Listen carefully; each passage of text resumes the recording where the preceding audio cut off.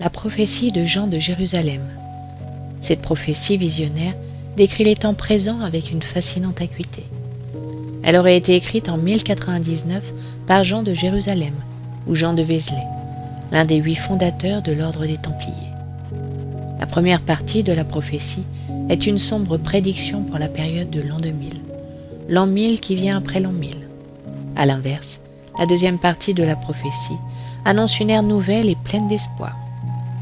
Lorsque ce sera le plein de l'an 1000 qui vient après l'an 1000.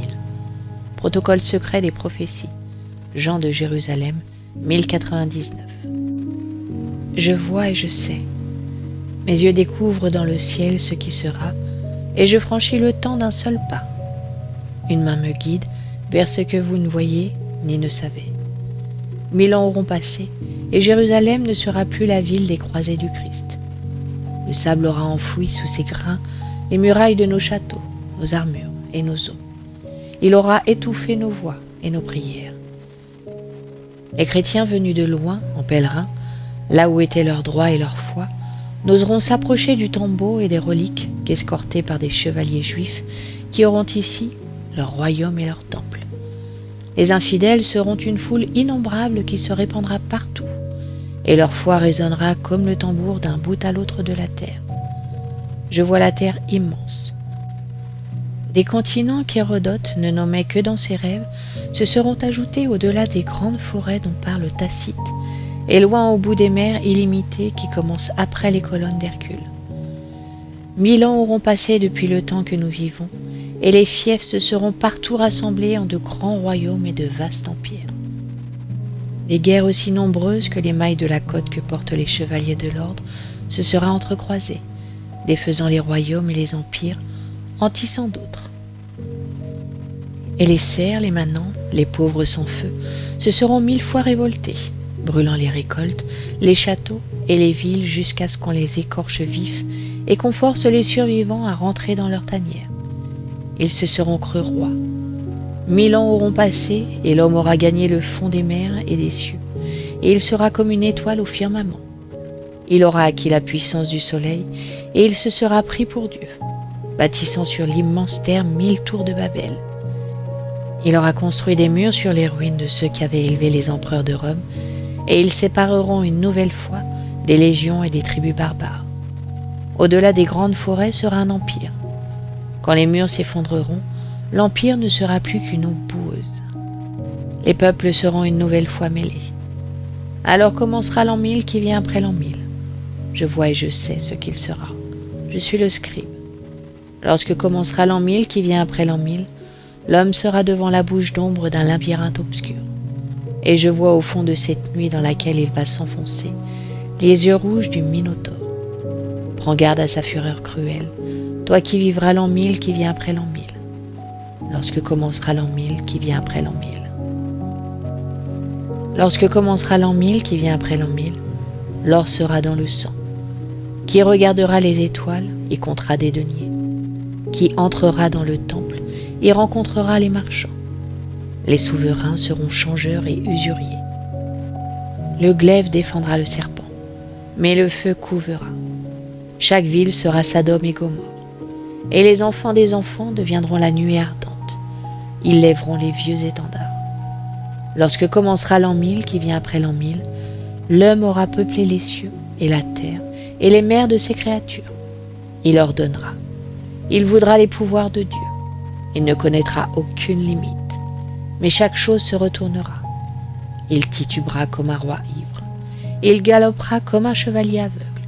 Et à coups d'éperon, il poussera sa monture dans la forêt. Au bout du chemin sera l'abîme. Lorsque commencera l'an 1000 qui vient après l'an 1000, se dresseront en tout point de la terre des tours de Babel. Ce sera Rome et ce sera Byzance. Les champs se videront. Il n'y aura de loi que de soi et de sa bande. Mais les barbares seront dans la ville. Il n'y aura plus de pain pour tous. Et les jeux ne suffiront plus. Alors les gens sans avenir allumeront les grands incendies. Lorsque commencera l'an 1000 qui vient après l'an 1000, la faim serrera le ventre de tant d'hommes, et le froid bleuira tant de mains, que ceux-là voudront voir un autre monde. Et des marchands d'illusions viendront, qui proposeront le poison, mais il détruira le corps et pourrira les âmes.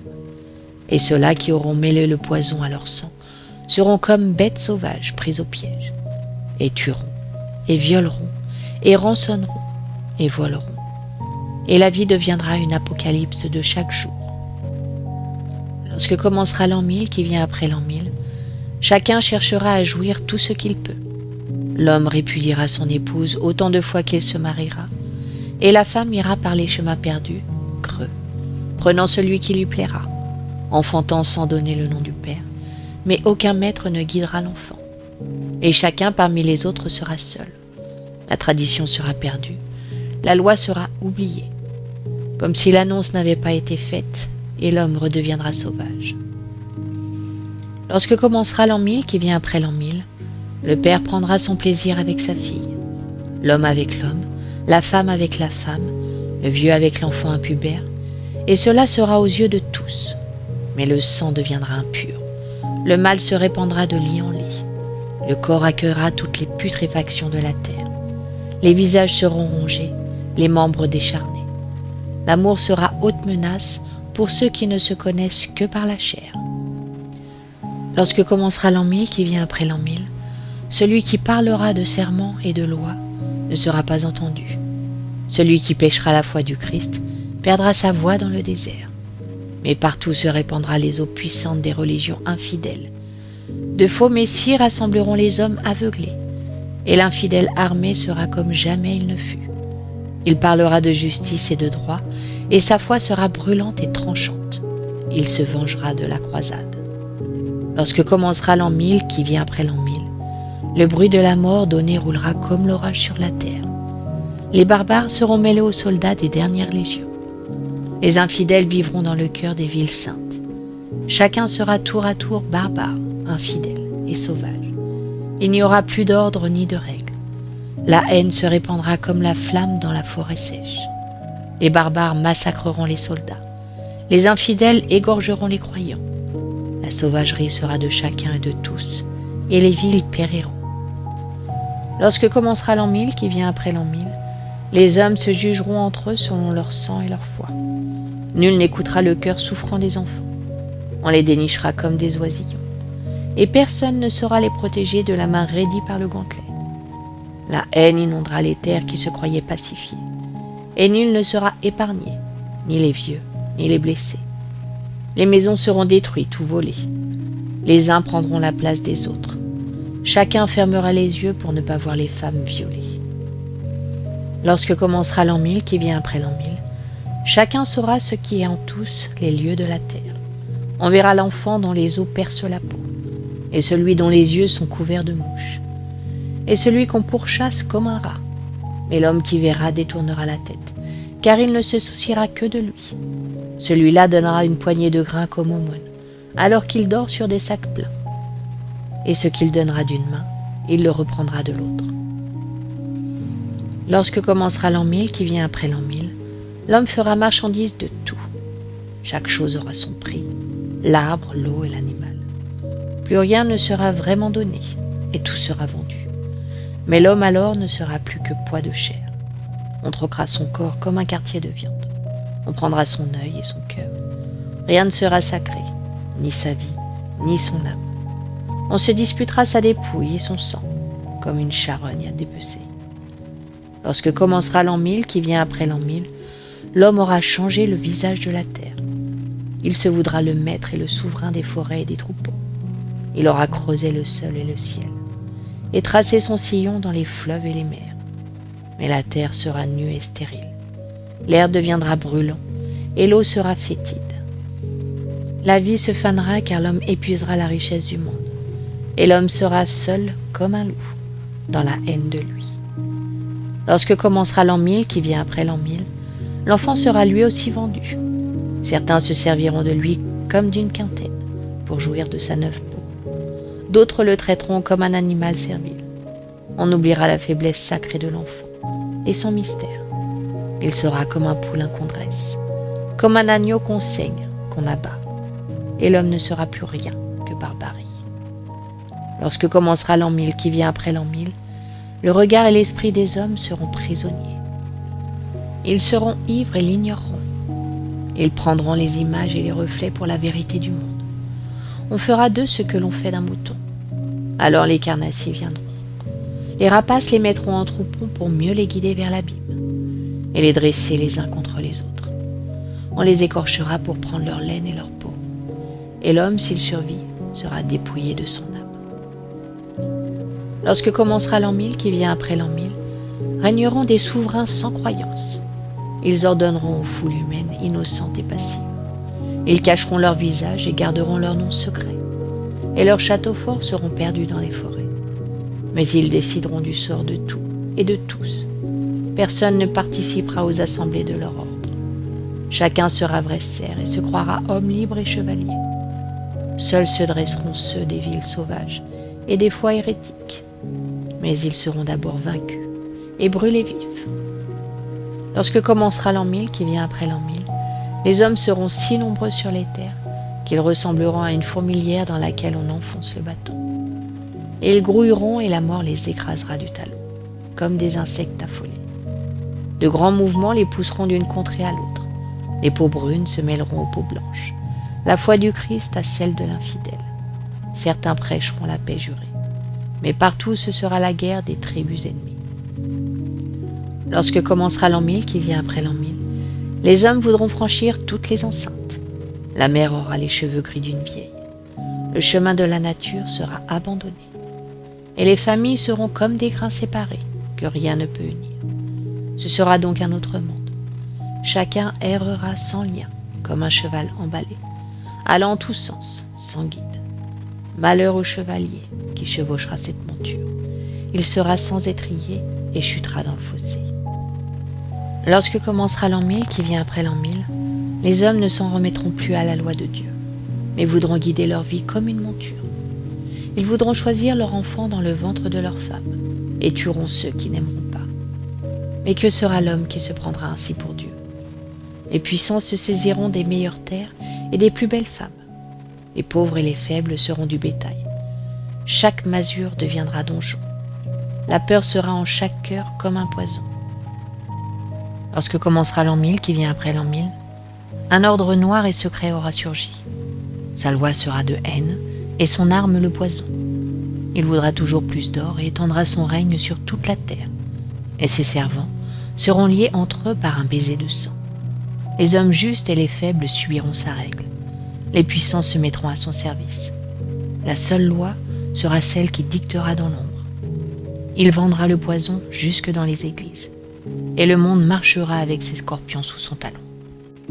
Lorsque commencera l'an 1000 qui vient après l'an 1000, bien des hommes resteront assis les bras croisés, ou bien iront sans savoir où les yeux vides, car ils n'auront plus de forge où battre le métal, et plus de champs à cultiver. Ils seront comme une graine qui ne peut prendre racine, errants et démunis, humiliés et désespérés, les plus jeunes et les plus vieux souvent sans lieu, ils n'auront que la guerre pour salut, et ils se combattront d'abord eux-mêmes, et ils haïront leur vie.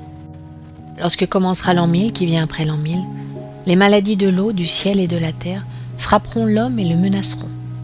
Il voudra faire renaître ce qu'il a détruit et protéger ce qui demeure. Il aura peur des jours qui viennent, mais il sera bien tard. Le désert rongera la terre, et l'eau sera de plus en plus profonde. Elle ruissellera certains jours, en emportant tout comme un déluge, et elle manquera le lendemain à la terre. Et l'air rongera le corps des plus faibles. Lorsque commencera l'an 1000 qui vient après l'an 1000, la terre tremblera en plusieurs lieux, et les villes s'effondreront. Tout ce que l'on aura construit, sans écouter les sages, sera menacé et détruit. La boue submergera les villages, et le sol s'ouvrira sous les palais. L'homme s'obstinera car l'orgueil est sa folie. Il n'entendra pas l'avertissement répété de la terre. Mais l'incendie détruira les nouvelles Roms, et dans les décombres accumulés, les pauvres et les barbares pilleront malgré les légions les richesses abandonnées. Lorsque commencera l'an 1000 qui vient après l'an 1000, le soleil brûlera la terre. L'air ne sera plus le voile qui protège du feu. Il ne sera qu'un rideau troué. Et la lumière brûlante rongera les peaux et les yeux. La mer s'élèvera comme une eau qui bout. Les villes et les rivages seront ensevelis. Et des continents entiers disparaîtront. Les hommes se réfugieront sur les hauteurs.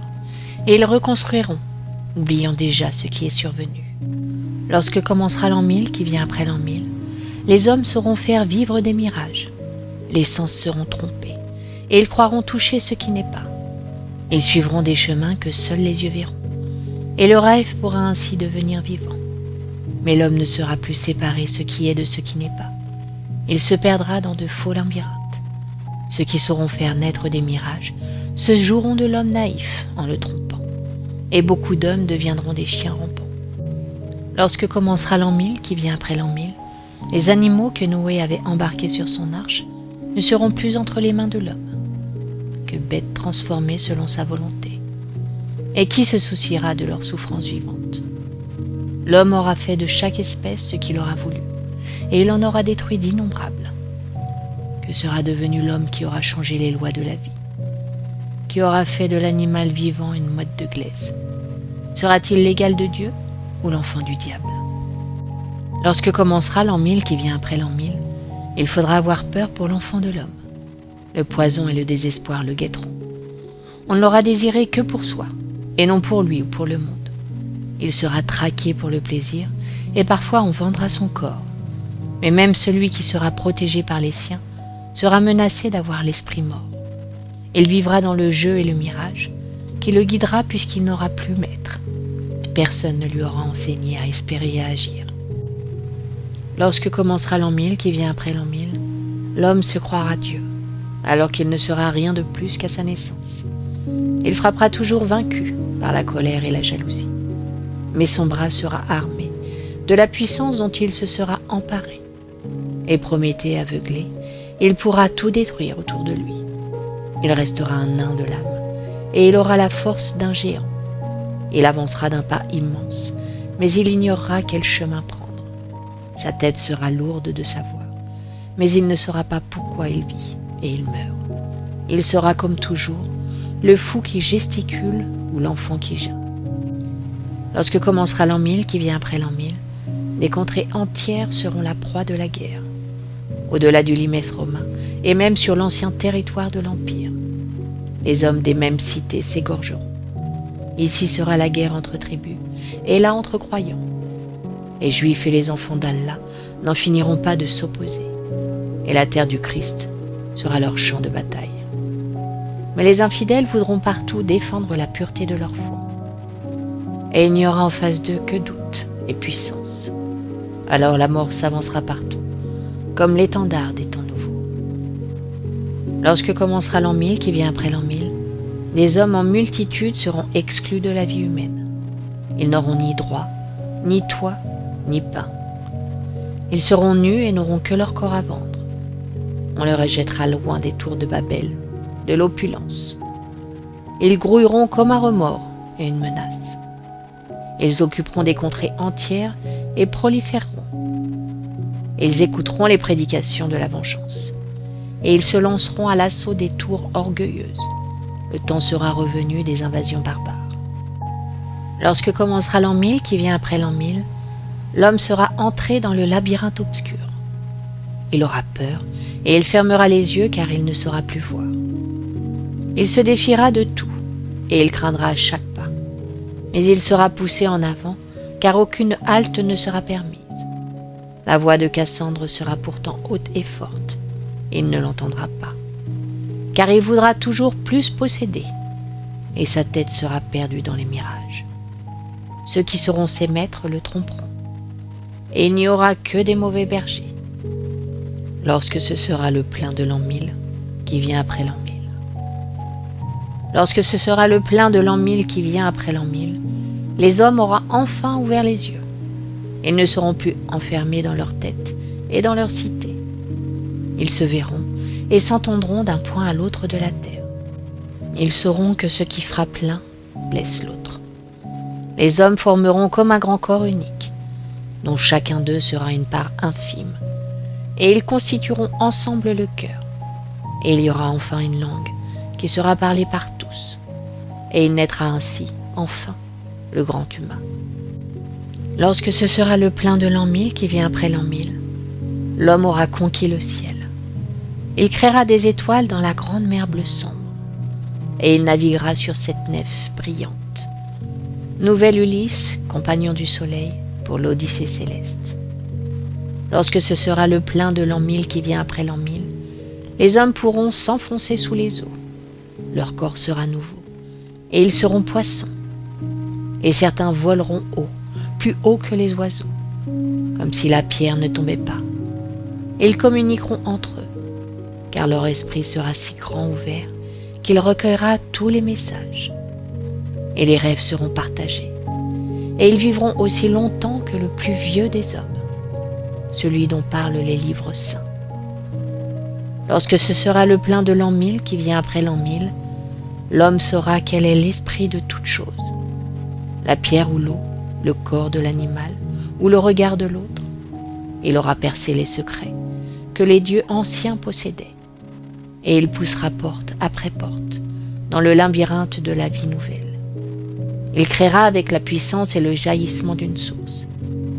Il enseignera le savoir à la multitude des hommes, et les enfants connaîtront la terre et le ciel plus qu'aucun avant eux. Et le corps de l'homme sera agrandi et habile, et son esprit aura enveloppé toutes choses et les aura possédées. Lorsque ce sera le plein de l'an 1000 qui vient après l'an 1000, l'homme ne sera plus le seul souverain, car la femme viendra saisir le sceptre. Elle sera la grande maîtresse des temps futurs, et ce qu'elle pensera, elle l'imposera aux hommes. Elle sera la mère de cet an 1000 qui vient après l'an 1000. Elle répandra la douceur tiède de la mer après les jours du diable. Elle sera la beauté après la laideur des temps barbares. L'an 1000 qui vient après l'an 1000 se changera en temps léger. On aimera et on partagera. On rêvera et on enfantera les rêves. Lorsque ce sera le plein de l'an 1000 qui vient après l'an 1000, l'homme connaîtra une seconde naissance. L'esprit saisira la foule des hommes, qui communieront dans la fraternité. Alors s'annoncera la fin des temps barbares. Ce sera le temps d'une nouvelle vigueur de la foi. Après les jours noirs du commencement de l'an 1000 qui vient après l'an 1000, s'ouvriront des jours heureux. L'homme retrouvera le chemin des hommes, et la terre sera ordonnée. Lorsque ce sera le plein de l'an 1000 qui vient après l'an 1000, des voies iront d'un bout à l'autre de la terre et du ciel à l'autre bout. Les forêts seront à nouveau denses, et les déserts auront été irrigués. Les eaux seront redevenues pures. La terre sera comme un jardin. L'homme veillera sur tout ce qui vit. Il purifiera ce qu'il a souillé, et il sentira toute la terre comme sa demeure, et il sera sage, pensant au lendemain. Lorsque ce sera le plein de l'an 1000 qui vient après l'an 1000, chacun sera comme un pas réglé. On saura tout du monde et de son corps. On soignera la maladie avant qu'elle n'apparaisse. Chacun sera guérisseur de soi et des autres. On aura compris qu'il faut aider pour maintenir. Et l'homme, après des temps de fermeture et d'avarice, ouvrira son cœur et sa bourse aux plus démunis. Il se sentira chevalier de l'ordre humain. Et ainsi, ce sera un temps nouveau qui commencera.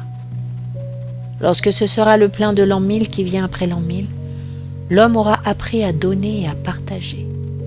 Les jours amers de solitude seront enfouis. Il croira à nouveau à l'esprit. Et les barbares auront acquis droit de cité. Mais cela viendra après les guerres et les incendies. Cela surgira des décombres noircis des tours de Babel. Et il aura fallu la poignée ferrée pour que s'ordonne le désordre et que l'homme retrouve le bon chemin. Lorsque ce sera le plein de l'an 1000 qui vient après l'an 1000, l'homme saura que tous les vivants sont porteurs de lumière et qu'ils sont créatures à respecter.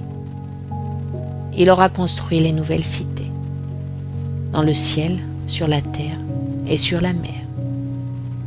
Il aura la mémoire de ce qui fut, et il saura lire ce qui sera. Il n'aura plus peur de sa propre mort, car il aura dans sa vie vécu plusieurs vies, et la lumière, il le saura, ne sera jamais éteinte.